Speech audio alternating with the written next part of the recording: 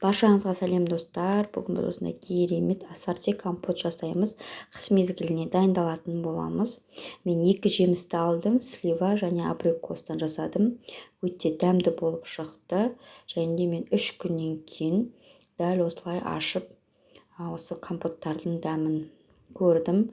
Өте керемет дәмді болып шықты. Және де түсі де өте керемет болып шықты.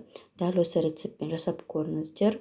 Мен дәл осы рецептпен жасаған кезде жыл сайын жасаймын, атылмайтын болады.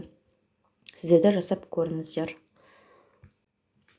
Ендігі біз осындай жемістерімізді әдемілеп жуып аламыз. 2 қайтара жуып дайындап қоямыз. Одан соң қақпақтарын 15 минут суға қайнатып, суымызды құйып қайнатып аламыз. Одан кейін біз осындай 3 литрлік банкілерімізді жақсылап жуып, содамен жуып аламыз. Одан кейін қайнаған суды құйып, 10 минутқа буға қойып қоямыз. Стерилизовать ету керек. Дәл осылай қақпақтарын жауып қойып қоямыз. Сіздер буға қайнатып алсаңыздар да болады. Мен дәл осылай жасаймын. Сіздер де дәл осылай жасап көріңіздер. Барлығын суларын төгіп аламыз. Төгіп алғаннан кейін дайын тұрған жемісімізді барлығына бөліп саламыз. Мен осылай молынан 1 килограмм нан өтіп салатын боламын. Сливаны да, абрикосты да сіздер өздеріңіздің қалауларыңызша салсаңыздар, аздан салсаңыздар да болады. Дәл осылай барлығына бөліп салып қоямын. Дайындап алдық. Ендігі қайнаған суды құйып,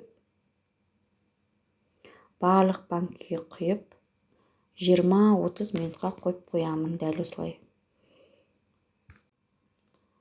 20-30 минуттан кейін барлығын қайтадан сол кастрюлемізге сол суды құйып аламыз.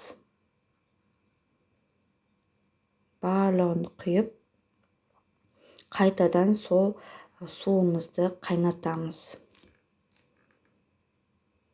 Суымызды қайнатуға қойып қоямыз. Ендігі қантымызды саламыз. Қантымызға 3 литр банкіге 300 грамм қант саламыз. 2 литр банкіге 200 грамм қант салсаңыздар болады. Егер қатты тәтті болып кетсе, үстіне су құясыздар. Біздің суымыз қайнады. Енді үстіне лимонная кислота. Жарты ас қасық лимонная кислота саламыз. Міндетті түрде салсаңыз өте дәмді болады. Ендігі міне қайнаған суымызды банкілерімізге құйып шығамыз. Барлығына міне құйып дайындап қойдық. Ендігі осындай закрывашкамен жабатын боламыз. Міндетті түрде ауа қалып кетпеу керек. Дәл осылай қатты күшімізбен жақсылап жауып, және де тексерген кезде дәл осылай айналдырамыз. Ешқандай су ақпауы қажет. Біздің компоттарымыз дәл осылай дайын болып шықты. Өте дәмді болып шығады. Дәл осы рецептпен жасап көріңіздер. Сіздерге видео ұнаса, міндетті түрде лайк басып, комментарий жазып, тіркелуді ұмытпаңыздар. Сіздермен болған Гүл Самал.